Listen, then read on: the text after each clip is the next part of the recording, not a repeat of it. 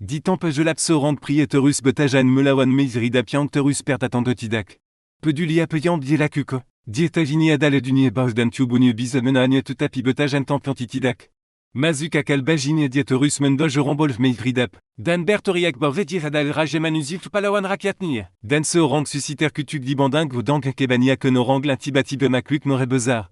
Macul dan prier tu me manguil pangazé dunie bae. Betani rapayant divingin kondaris orang se pertidir macluc bezari tu manges so accorage. Ce mentar reprier tu menin tu bas des manadier boraniment per la cucorage ce que dirigner dans de carré.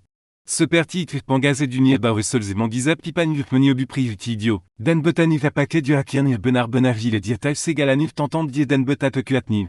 Dieu me rase ce panjangui du pille diatal tanak laki en bisement curie à passage. Bixuyangment bunu. Dan rajeyang me main par rakiatni et berporang namadia d'apanir ce carang du ranial sorang. Pandoseyang kidak berarga du ranial sorang priezang pergiber porang. Sorang pandoseyang mambakarume à tuk personang senang. Dan yang me mangal que pal sorang anakranu carvedier menolak à tuk betajan diamomang. Sorang rage te tapi un tuk manca pétac étudier mambunu bani à korang. Terla lubani à qu'un tuk ditang jadikamu arudiam saint-jedan sadafini adalanuraka abadini adan. Borve pangazé dissini bucan le dié du ranulac comme l'arique dirikutik et semurnia viang. Dirambil puv donc opandrita ania. Sans pessel étudiera cantorus dikabit la jidan la jipri et tubertoriac. Pikirania niaritidak mema aminazibiang menantiniananti. Se rang peut jaberage du nieba vurteuming. Benard terx dans un tempil procuratorage et bies. Parmi ceux qui soutiennent et collaborent avec les nazis se trouve un jeune fasciste belge. Charismatique qui adhère à l'idéologie d'Hitler. Il se porte même volontaire pour combattre pour les nazis sur le front de l'Est. Avec le temps il devient le collaborateur le plus tristement célèbre de l'histoire belge. Un homme admire même Paris que lui-même. Son nom est Léon de Grelle. Léon Joseph-Marie Inès de Grelle. Elle naît le 15 juin 1906 dans la ville de Bouillon, Belgique. Il a grandi dans une famille catholique francophone dans la région wallonne du sud de la Belgique. La famille de Grelle était très religieuse. Enfant. Les vassistes et tous les jours étaient inscrits d'une école maternelle dirigée par les sœurs de la doctrine chrétienne de Nancy. Dans les années 1900, il fallut qu'il étudie à l'université de Louvain.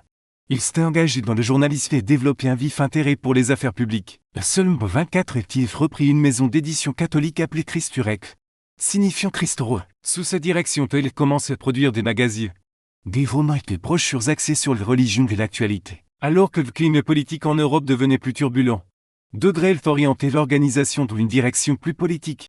Au début des années 1930, Christurec s'était transformé en un mouvement catholique d'extrême droite simplement connu sous le nom de Rex. À peu près à la même époque, au mars 9-3 de Grelle épouse Marie-Madeleine Memet, la fille d'un industriel français. Le mariage a produit 5 enfants. Adolf Hitler et son parti nazi sont arrivés au pouvoir en Allemagne en janvier 1933. Pendant ce temps, en Belgique, Rex continuait de gagner en influence. Au début, Rex opérait au sein de l'Union catholique, l'un des principaux partis politiques belges. Cependant, De Grelle rapidement contesté la direction du parti, les accusant de corruption et de faiblesse. Fin 935, Rex a fait sécession et est devenu un mouvement indépendant. Bien que les rexistes manquaient de politique détaillée, ils se sont positionnés comme des défenseurs des valeurs catholiques, de l'unité nationale et de la loyauté envers la monarchie belge. De Grelle est avec son style oratoire charismatique, confiant et passionné, est rapidement devenu le visage du mouvement. Lors des élections nationales d'un 936, Rex a surpris le pays et remporte plus de 11% des voix. Ce succès précoce a donné à De Grelle une notoriété nationale et a encouragé le mouvement à s'étendre. Des sections locales ont été organisées à travers la Belgique. Rex est promu comme un ferme opposant au communisme. Mais l'élan n'a pas duré. En octobre 1936, inspiré par la marche sur Rome de 1922 du leader fasciste italien Benito Mussolini, De Grelle organisait une marche sur Bruxelles pour démontrer les forces de son mouvement. Cependant, les manifestations avaient été officiellement interdites et très peu de partisans étaient prêts. Risque de s'y joindre. La faible participation transforme l'événement en un embarras public et te fait paraître Rex désorganisé et déconnecté. L'admiration de De Grelle pour les régimes autoritaires étrangers a également soulevé des inquiétudes. En 1936, il s'est rendu en Italie fasciste et en Allemagne nazie où il rencontrait deux fonctionnaires. Et même Adolf Hitler, malgré les démentis publics de Grelle d'accepter un soutien financier de Rome et de Herve.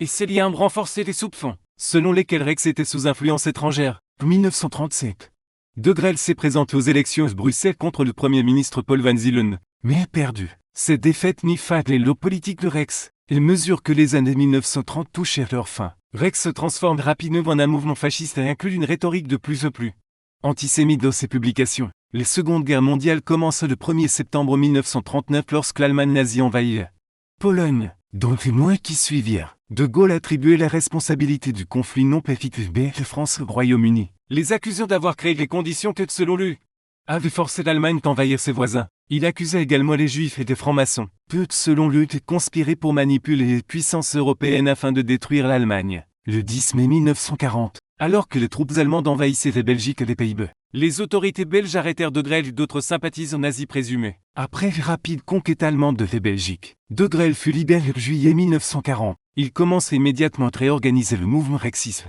et cherchait à se positionner contre la figure de proue d'un futur régime collaborationniste belge. De Grelle croyait qu'il serait convoqué à Berlin et placé à la tête du nouveau gouvernement belge, aligné sur les nazis. Cependant, ses ambitions furent rapidement mises de côté. Les Allemands choisirent de gouverner la Belgique directement, s'appuyant sur divers collaborateurs locaux, au lieu de placer le pouvoir entre les mains de Grelle. Pourtant, De Grelle s'efforce d'aligner Rex plus étroitement sur l'Allemagne nazie.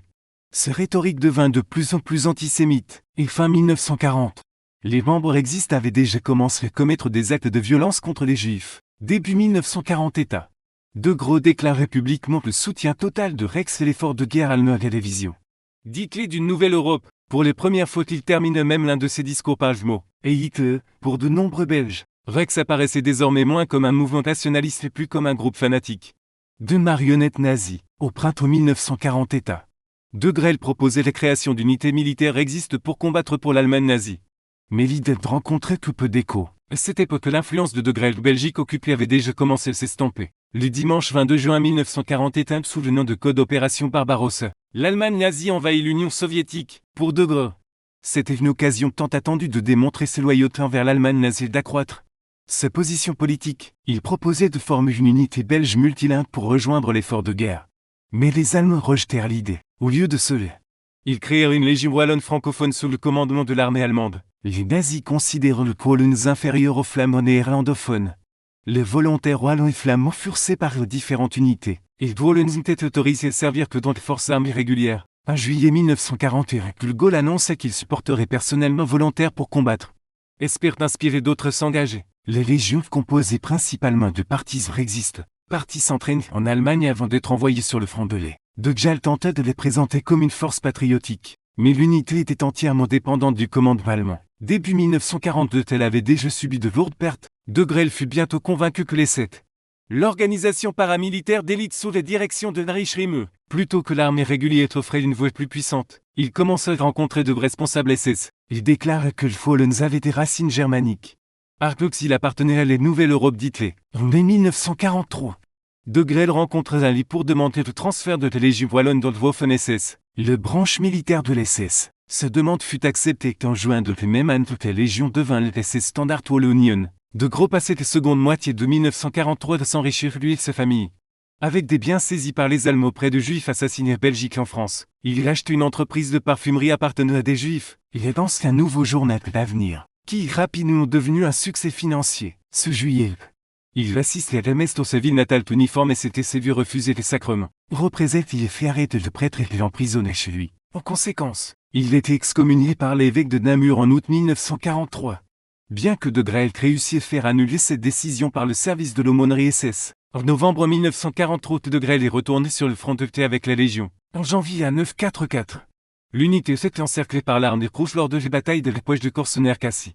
Près du fleuve Dniepr dans l'actuelle Ukraine, elle subit des pertes dévastatrices, réduite de 2-0 à seulement 632. Parmi les morts se trouve l'officier commandant Lucien Lippé. De Grelle lui-même était blessé. Il était premier SS Sturmbannführer, grade équivalent à celui de major. Il s'est transporté par avion à Berlin, puis il est devenu l'emblème de tous les collaborateurs européens. En février 1944, peu après lui avoir décerné la croix de chevalier, Peter aurait dit à De Grelle: « Si j'avais un fils, j'aurais voulu qu'il soit comme toi. » Le 8 juillet 1944, le frère de Grelle, Edouard, qui avait soutenu l'occupation allemande, mais n'avait joué aucun rôle au sein de Rex, était abattu dans sa pharmacie. Réponse. Les forces allemandes ont arrêté 46 hommes de militaires existants assassinés d'un autre pharmacien. Le 10 juillet, De Grelle est revenu d'une tournée de conférences et est exigé de représailles. Il a même écrit Trimul pour demander l'exécution de son civil belge, un appel qui est ignoré. Cependant, le 21 juillet, des rexistes attachés à l'agence de renseignement de l'SS et du parti nazi ont assassiné 3 otages près de Bouillon. La Seconde Guerre mondiale en Europe s'est terminée le 8 mai 1945. De Grelle a été condamné à mort par la justice belge pour trahison. Il réussit et s'échappe en Espagne, qui était dirigée par le gouvernement autoritaire de droite de Francisco Franco. Cependant, sa femme Marie Le Maine le rejoint. Leur mariage était devenu tendu pendant la guerre. De Grelle est de maîtresse à Bruxelles qu'à Paris. Le Met également trompe son mari et une liaison ouverte avec un officier de l'armée de l'air. Allemand de Luftwaffe. En mars 1943, le Met a mis fin à l'affaire contre la forme de Grelle. Le mois suivant, l'officier qui ne voulait pas mettre fin à l'affaire était retrouvé abattu d'une balle dans le tête de cœur près de la résidence de Grelle. En Espagne, de Grelle continuait à vivre confortablement.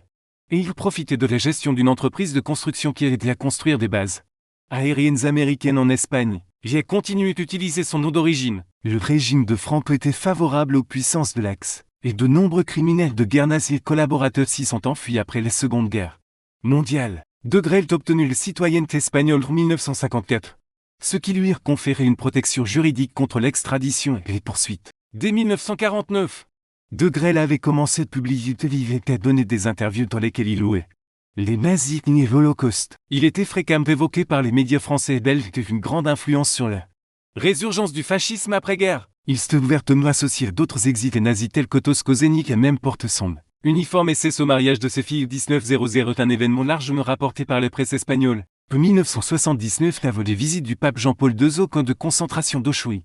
De Grelle décrit une lettre ouverte au pape, dont celle-ci fait nier que tout meurtre systématique eut lieu à Auschwitz, et affirmait que le véritable génocide était les bombardements atomiques américains d'Hiroshima, de Nagasaki et les bombardements alliés de Hambourg et de Dresde. Dans son numéro de 000100100 août 1985, le magazine espagnol Tiempo publie une interview de Grelle dans laquelle il réitérait son négationnisme de l'Holocauste. Il affirmait que Joseph Manchot, l'officier de ses stationnaires FSHWKZ, n'avait été qu'un simple médecin. Il insiste sur le fait qu'aucune chambre à gaz n'avait existé dans le camp. Léo de Grelle est considéré par beaucoup comme le père des néo-nazis de jour. Avec 87 ans lorsqu'il est décédé à Malaga le 31 mars 1994, les Belgiques interdit le rapatriement de ses restes. Merci d'avoir regardé la chaîne Wildrist G. Assurez-vous d'aimer et de vous abonner et de cliquer sur l'icône de notification en forme de cloche pour ne pas manquer nos prochains épisodes. Nous vous remercions et nous vous retrouverons les prochaines fois sur les chaînes.